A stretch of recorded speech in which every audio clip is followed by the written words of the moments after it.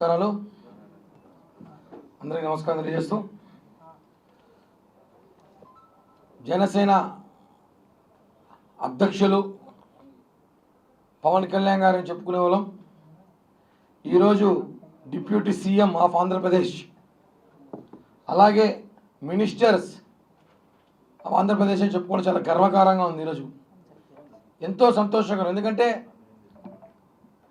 పవన్ కళ్యాణ్ గారు ఎమ్మెల్యే అయితే చాలు, ఎమ్మెల్యే గెలవండి, ఎమ్మెల్యేగా గెలుస్తారా అని చెప్పి విమర్శలు చేసిన వాళ్ళు ఈరోజు ఆయన one and only deputy CM. Okay, మీలాగా జాతరలాగా 5-6 అమ్ముకోలేదు. ఆయన గతంలో మీరు డిప్యూటీ సీఎం లేనారు, ఏదో పాలకొండ సభ్యులు వేసినట్టు గుళ్ళో 5 మంది డిప్యూటీ సీఎంలు, దే పవర్లో పౌరుల వాళ్ళకి చూసారా. పవన్ కళ్యాణ్ గారు ఈరోజు అలాగే చంద్రబాబు గారికి, మోడీ గారికి అందరూ కృతజ్ఞతలు తెలియజేస్తూ ఒకటే చెప్తున్నాం, ఇచ్చిన మాట నిలబెట్టుకుంటాం అని. ఉదాహరణకి నిన్నటి రోజు 5 హామీల మీద సంతకం పెట్టడం, అన్నీ ఏదైతే ఎలక్షన్లో గెలిస్తే పెన్షన్ కానివ్వండి, అన్నా క్యాంటీన్ కానివ్వండి, డిఎస్సి కానివ్వండి, అన్నీ కూడా ఏదైతే హామీలు ఇచ్చామో ఆ హామీలను కూడా నిన్న నెరవేర్చుకున్నాం. ఆ సంతోషంలోనే ఈరోజు మీడియా మిత్రులు ముద్ర కేక్ కట్ చేసుకున్నాం. ఆ సంతోషాన్ని పంచుకుందాం. ఎందుకంటే కాసేపు కిందంటే పవన్ కళ్యాణ్ గారికి శాఖలు కేటాయించారు, చాలా ఆనందంగా ఉంది. రాష్ట్రంలో ఈరోజు ప్రజలు అనుకున్నట్టుగా ప్రజా విజయం ఇది, ప్రజల విజయం ఇది.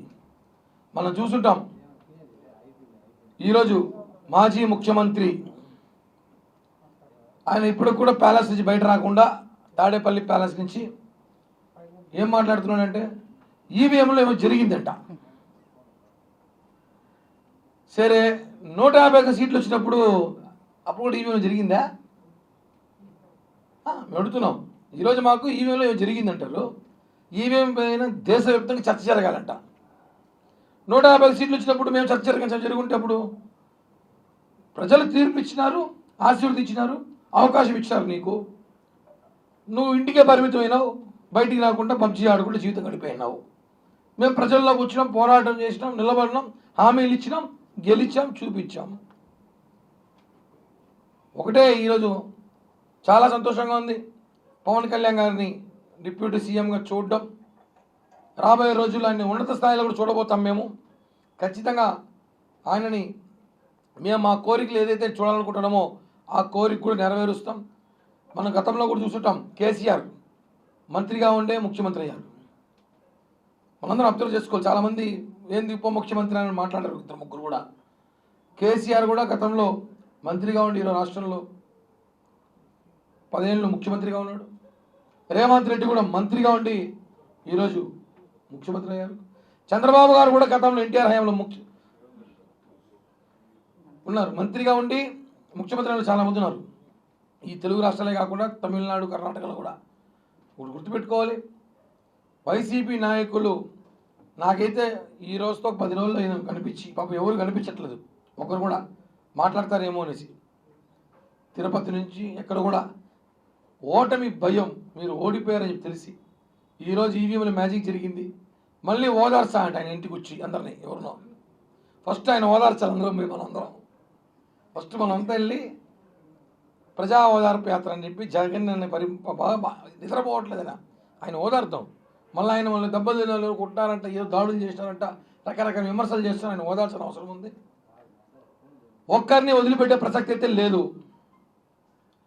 నిన్న చంద్రబాబు గారు చెప్పారు, టీటీడీ నుంచే ప్రక్షాళన మొదలవుతుందని. వాస్తవం. తిరుమలలో పేరుకుపోయిన దొంగలు ఒక్కొక్క శాఖలో కొండపైన విచ్చల విడిగా తట్టలు పెట్టి వ్యాపారాలు, అంగళ్ళలో వ్యాపారాలు, లైసెన్సులు లేకుండా ఎవ్వరిని వదిలిపెట్టేది లేదు. వైకుంఠం క్యూ కాంప్లెక్స్ నుంచి, జై ఆఫీస్ నుంచి, లడ్డు కౌంటర్ కాడి నుంచి, గుండు కొట్టే చోట ప్రతి చోట అవినీతి, ప్రతి చోట మీ మనుషులే ఉన్నారు. నిజాయితీగా పనిచేసి దేవుని సేవకు పనిచేసే వ్యక్తులు ఎవ్వరు కూడా తిరుమలలో లేరు. అందరూ కూడా ఖచ్చితంగా ప్రక్షాళన చేస్తాం. ఐఏఎస్ ఆఫీసర్తో సహా ప్రతి ఒక్కరిని ప్రశ్నిస్తాం, ప్రతి ఒక్కరి మీద కేసులు పెడతాం. విచారణ చేస్తాం. ఎవరో ఎంత దోచేశారో మొత్తం బయటకు ఎక్కిస్తాం. ఉదాహరణకి ఈరోజు నగిరి మాజీ ఎమ్మెల్యే మా అవ్వబాయి కూడా ఏదో కేసు కంప్లైంట్ పెట్టినట్టు 100 కోట్లు చూసుంటాం. ఏదో బ్యాటు బాల్ 100 కోట్లు వేసినాయి. ఆడుదాం ఆంధ్ర అని ప్రజల డబ్బులతో వాళ్ళు ఆడుకున్నారు. ప్రజల డబ్బుతో ఆడుకున్నారు. మనం చూసుంటాం ఆడుదాం ఆంధ్ర అని చెప్పి జగన్ పుట్టినరోజుకి వేడుకలుగా ఆయన ఏదో మెహర్బాన్ కోసం ఆడుదాం ఆంధ్ర అని చెప్పి 200 రూపాయల బ్యాట్ని 2000 గాను, 10 రూపాయల బాల్ని 100 రూపాయలు గాను, పనికిరాని స్టెంపులు తెచ్చి ఇవన్నీ చూపించి 100 కోట్ల స్కామ్ జరిగిందని చెప్పి గతంలో చెప్పా. నా వీడియో ఈ నెల ముందు 7 నెలల ముందు ఉంటుంది, తీస్తే ఇది పెద్ద స్కాము బయట పెడతాం ఖచ్చితంగా అన్నాం. ఖచ్చితంగా స్కామ్. సిఐడిలో కంప్లైంట్ ఇచ్చారు, వేగవంతం చేస్తాం, విచారణ చేపడతాం. ఖచ్చితంగా సిద్ధార్థ రెడ్డి, ఎవరైతే బైరెడ్డి సిద్ధార్థ రెడ్డి ఉన్నాడో ఆ స్పోర్ట్స్ అసోసియేషన్ చైర్మన్, అలాగే ఆ శాఖ మంత్రి అయిన రోజావారిని ఇద్దరి మీద కేసులు పెడతాం. ఎవరు ఎంత తిన్నారో కక్కిస్తాం. ఇలాంటివి చాలా ఉన్నాయి. 1000 కోట్లు దోచారు, అన్నీ కూడా బయటికి తీస్తాం. ఎక్కడికి పారిపోయినా పట్టుకొస్తాం. వదిలి ప్రసక్తే లేదు. ఆడుదాం ఆంధ్ర అని చెప్పి ఆమె పొద్దున్న నుంచి సాయంత్రం దాకా ఆమె ఆడుకుంది బాగా డ్యాన్సులు వేసుకొని, పొద్దున మధ్యాహ్నం సాయంత్రం. మళ్ళీ ఆడుదాం ఆంధ్ర 100 కోట్లు స్కామ్. ఇలాగ అన్ని శాఖలో ఎండోమెంట్, స్పోర్ట్స్, వ్యవసాయ శాఖ, కరెంట్, విద్యుత్, అటవీ, ప్రతి దాంట్లో కోట్లు దోచేశారు. అన్నీ కూడా సంబంధించిన ప్రతి అధికారి, ఎంత పెద్ద అధికారి అయినా సరే వదిలిపెట్టే ప్రసక్తే లేదు. ఖచ్చితంగా అందరినీ జైలుకి పంపిస్తాం.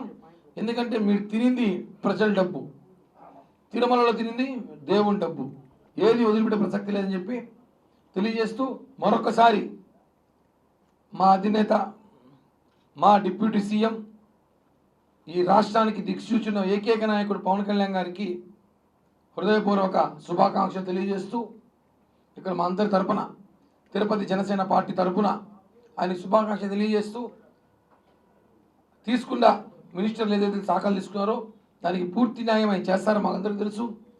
ప్రజలకు ఏదో చేయాలి కసితో రాజకీయాలు వచ్చిన పవన్ కళ్యాణ్ గారు ఖచ్చితంగా ఆయనకి ఆ దేవుడు భగవంతుడు ఆశీస్సులతో అన్ని శాఖలు తీసుకున్న శాఖ కూడా న్యాయం చేసి ఇచ్చిన హామీలు నెరవేరుస్తాం.